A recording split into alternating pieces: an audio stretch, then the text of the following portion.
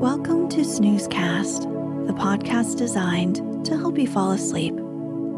Find us on snoozecast.com and follow us on Instagram @snoozecast to find behind-the-scenes content. If you enjoy our show, please write a review on the Apple Podcasts app. Also, share us with a friend. Please know that we read and appreciate every single review. Here's a recent review we loved. The subject line is "Great help," and it goes, "Recently found this podcast and loving it. The story content and format are very effective tools when relaxation eludes. I appreciate the calm tones and clear, slow enunciation." Thank you, Sleepy in Oregon, for writing a review, and we're so glad to help you find relaxation at bedtime. If you'd like to get an email once a week with upcoming sleep stories and other news, subscribe to the Snoozeletter at snoozecast.com. This episode is brought to you by our Patreon supporters and by Stockings Hung with Care.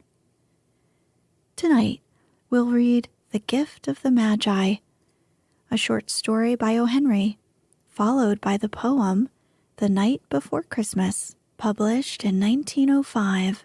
This O.Henry story tells of a young husband and wife and how they deal with the challenge of buying secret Christmas gifts for each other with very little money. The Night Before Christmas is formally titled A Visit from St. Nicholas and written by Clement Clarke Moore, anonymously published in 1844.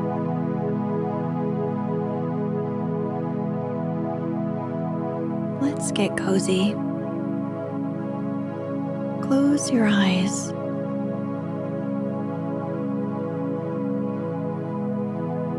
Relax your body into the softness of your bed.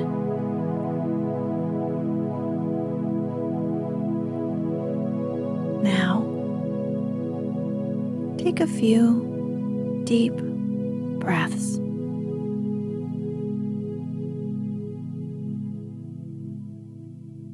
The Gift of the Magi.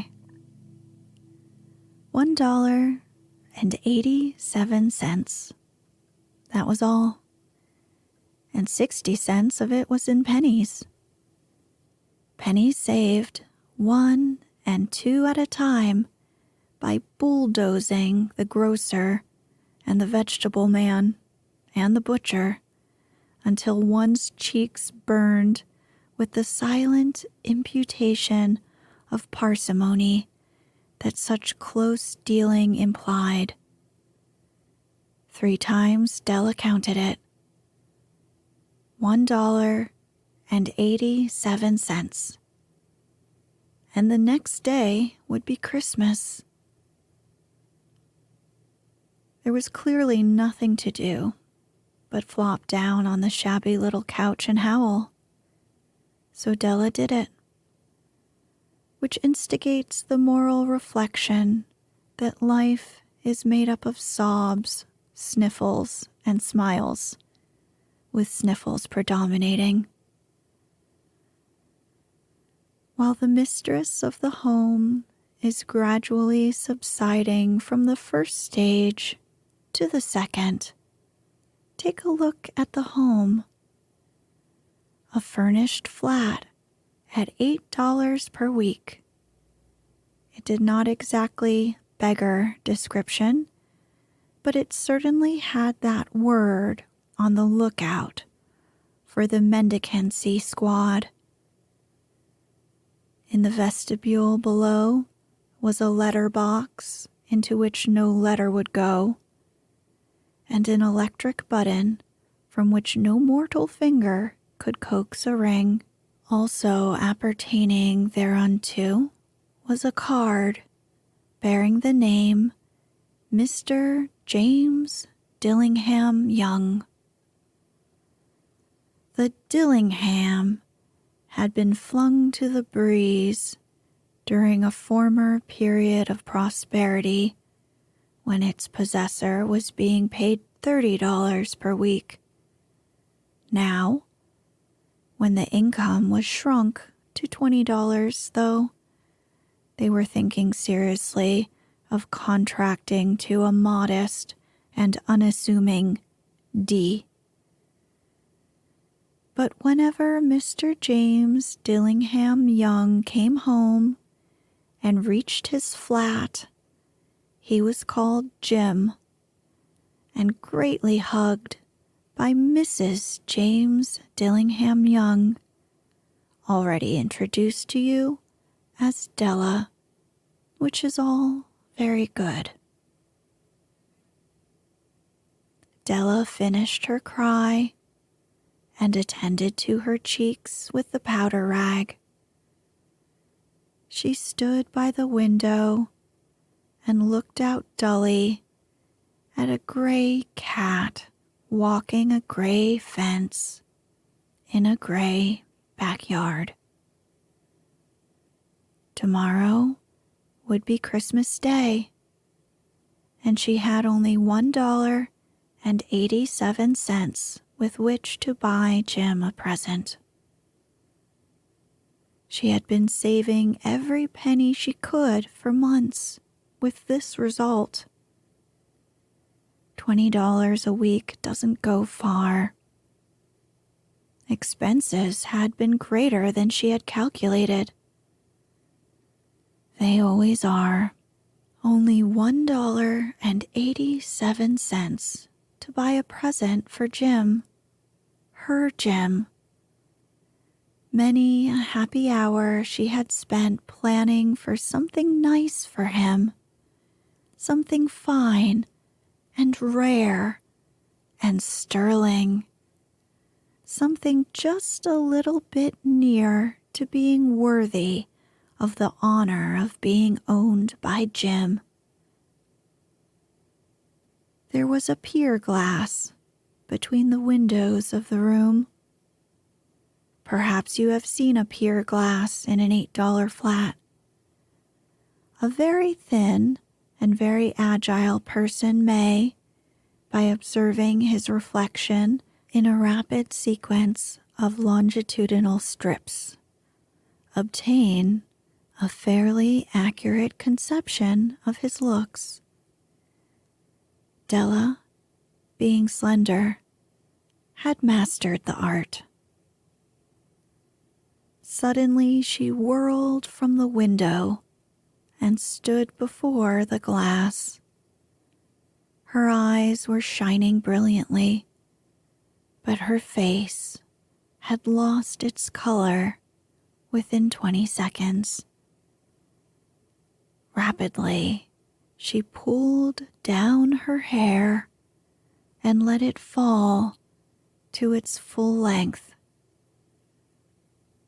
Now, there were two possessions of the James Dillingham Youngs in which they both took a mighty pride. One was Jim's gold watch that had been his father's and his grandfather's. The other was Della's hair.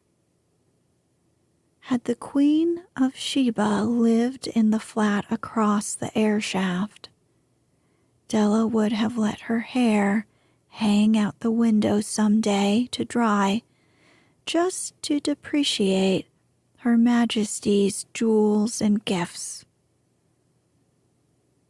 Had King Solomon been the janitor, with all his treasures piled up in the basement, Jim would have pulled out his watch every time he passed, just to see him pluck at his beard from envy.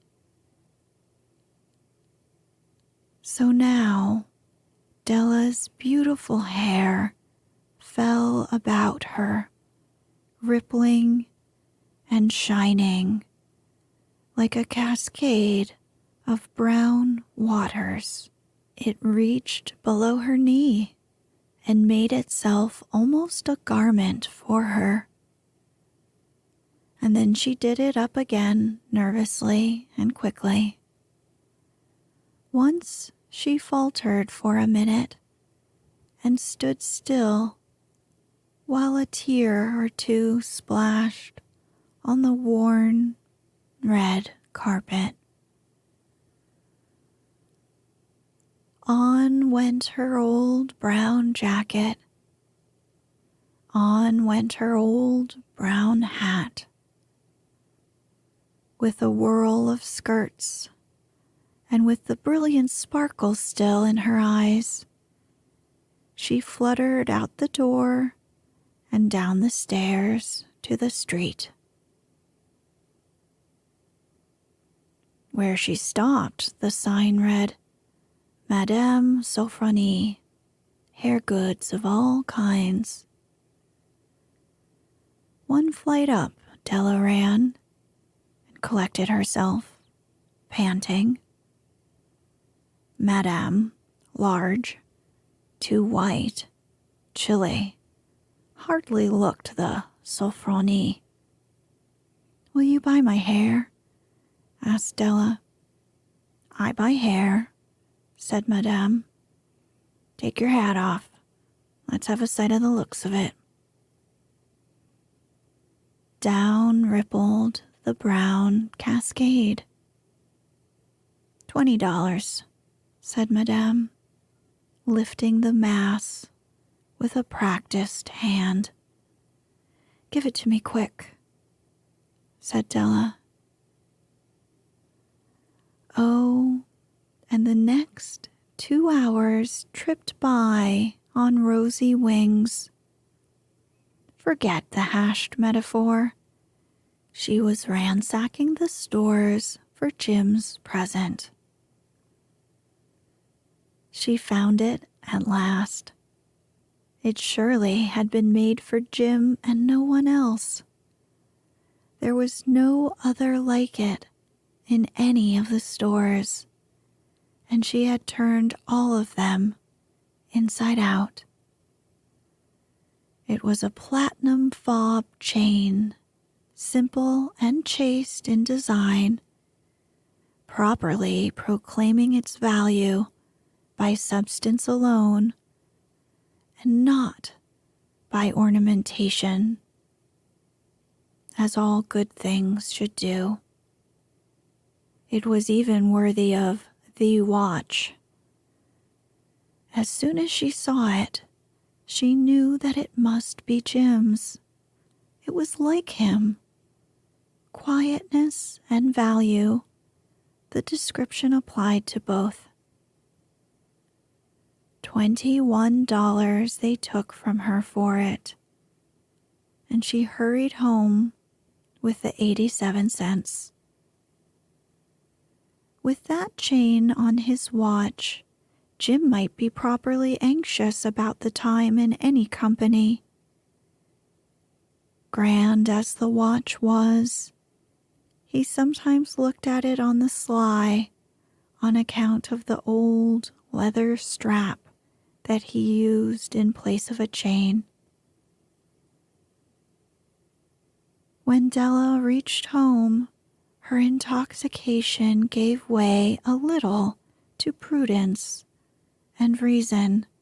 She got out her curling irons and lighted the gas and went to work repairing the ravages made by generosity added to love, which is always a tremendous task, dear friends, a mammoth task.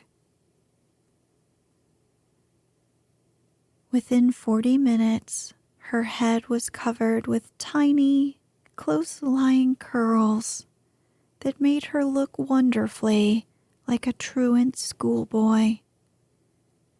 She looked at her reflection in the mirror long, carefully, and critically. If Jim doesn't kill me, she said to herself, before he takes a second look at me, he'll say I look like a Coney Island chorus girl. What could I do? Oh, what could I do with $1.87? At 7 o'clock, the coffee was made, and the frying pan was on the back of the stove, hot and ready to cook the chops. Jim was never late. Della doubled the fob chain in her hand and sat on the corner of the table near the door that he always entered. Then she heard his step on the stair away down on the first flight, and she turned white for just a moment. She had a habit of saying a little silent prayer about the simplest everyday things, and now she whispered, "Please, God, make him think I'm still pretty." The door opened, and Jim stepped in and closed it. He looked thin and very serious. Poor fellow. He was only 22, and to be burdened with a family. He needed a new overcoat, and he was without gloves. Jim stopped inside the door, as immovable as a setter at the scent of a quail. His eyes were fixed upon Della, and there was an expression in them that she could not read, and it terrified her. It was not anger, nor surprise, nor disapproval, nor horror, nor any of the sentiments that she had been prepared for.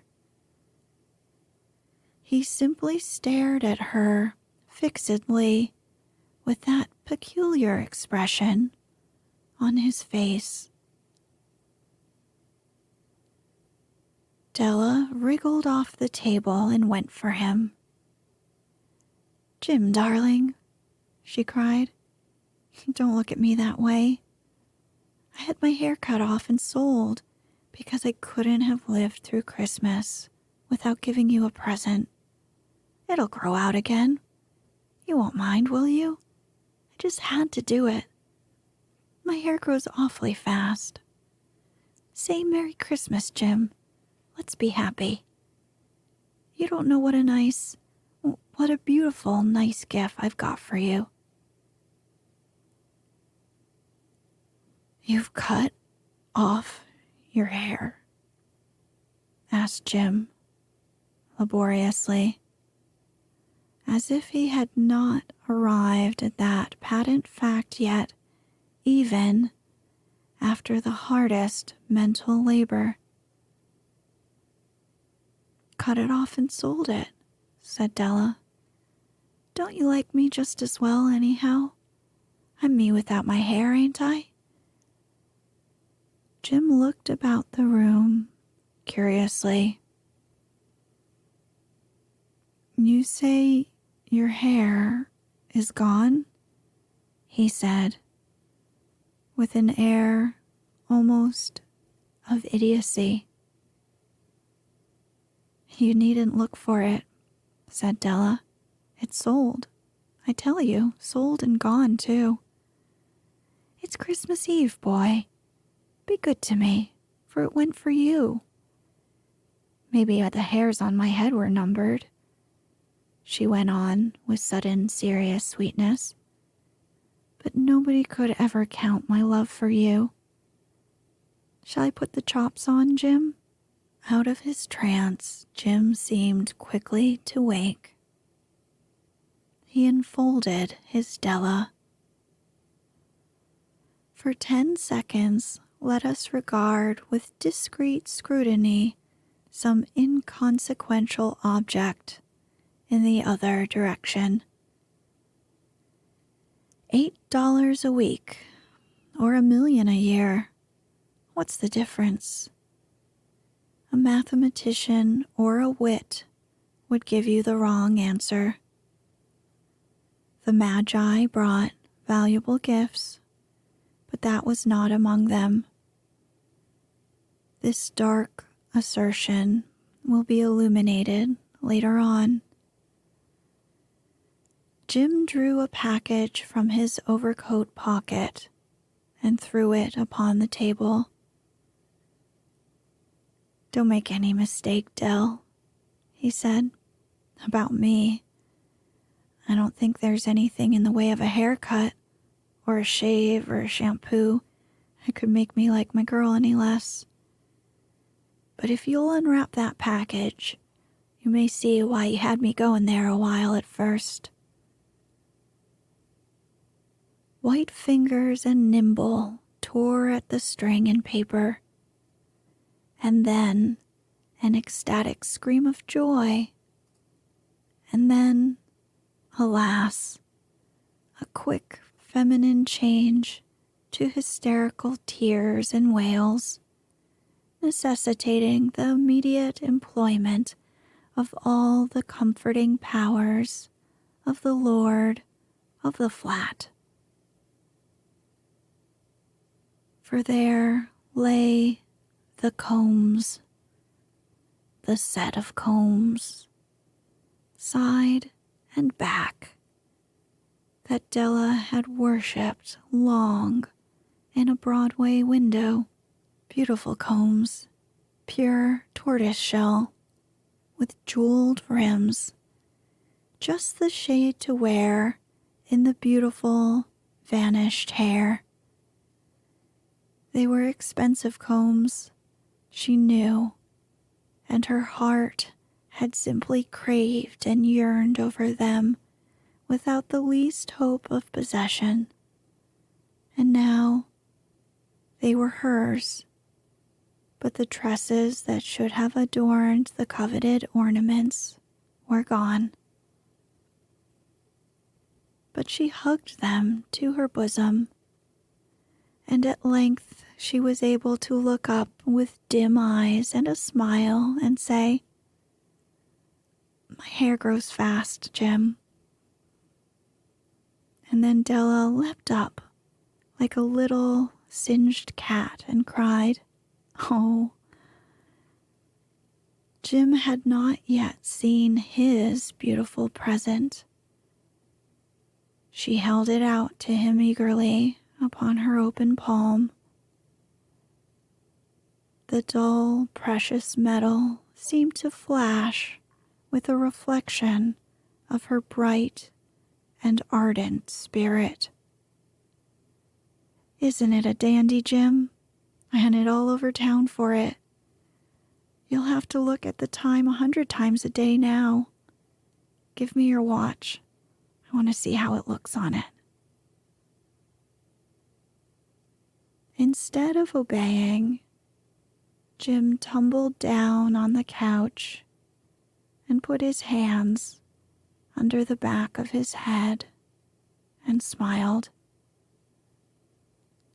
"Dell," said he, "let's put our Christmas presents away and keep 'em a while. They're too nice to use just at a moment.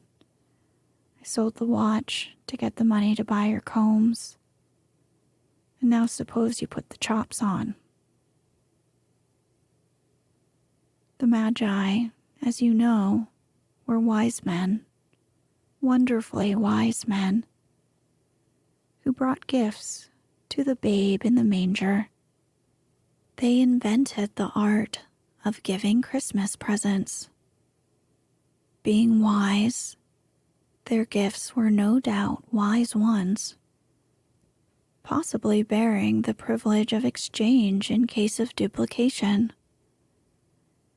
And here I have lamely related to you the uneventful chronicle of two foolish children in a flat who most unwisely sacrificed for each other the greatest treasures of their house.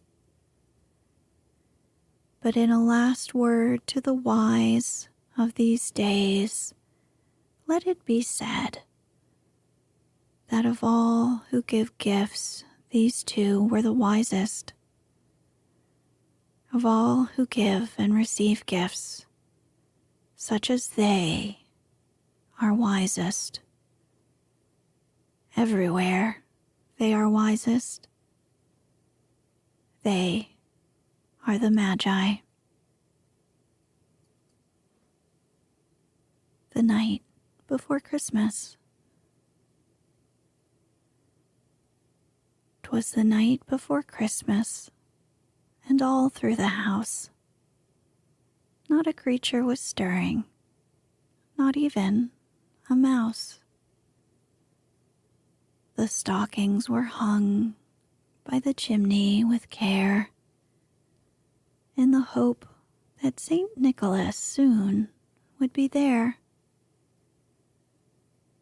The children were nestled all snug in their beds, while visions of sugar plums danced in their heads, and Mamma in her kerchief and I in my cap had just settled our brains for a long winter's nap, when out on the lawn there arose such a clatter.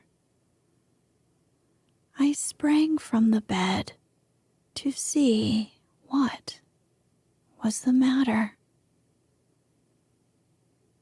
Away to the window I flew like a flash, tore open the shutters, and threw up the sash.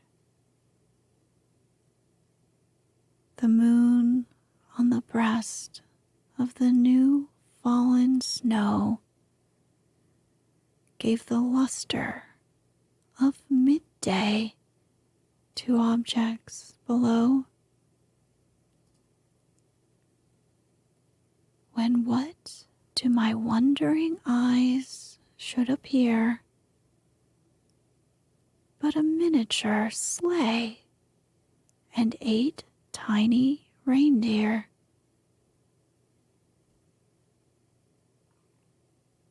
With a little old driver so lively and quick, I knew in a moment it must be Saint Nick. More rapid than eagles, his coursers they came, and he whistled and shouted and called them by name.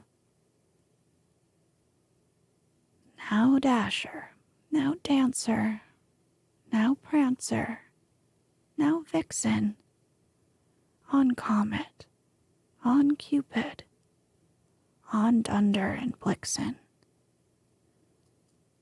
To the top of the porch, to the top of the wall. Now dash away, dash away, dash away all.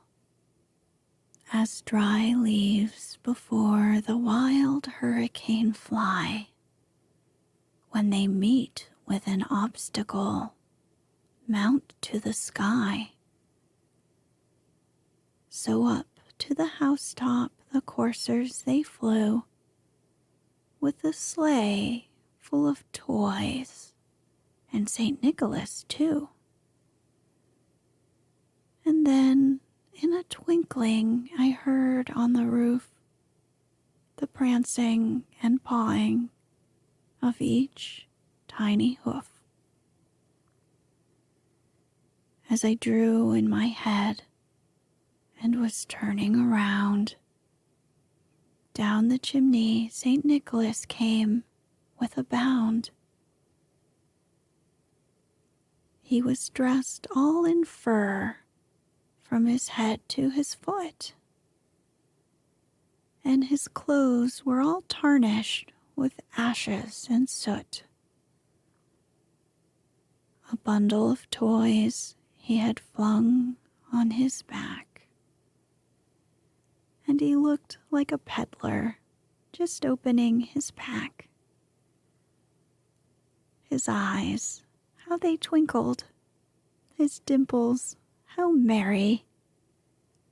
His cheeks were like roses, his nose like a cherry. His droll little mouth was drawn up in a bow, and the beard on his chin was as white as the snow. The stump of a pipe he held tight in his teeth, and the smoke, It encircled his head like a wreath. He was chubby and plump, a right jolly old elf, and I laughed when I saw him, in spite of myself. A wink of his eye and a twist of his head soon gave me to know I had nothing to dread. He spoke not a word, but went straight to his work and filled all the stockings, then turned with a jerk, and laying his finger aside of his nose and giving a nod, up the chimney he rose. He sprang to his sleigh, to his team gave a whistle, and away they all flew like the down of a thistle. But I heard him exclaim ere he drove out of sight, "Merry Christmas to all, and to all a good night."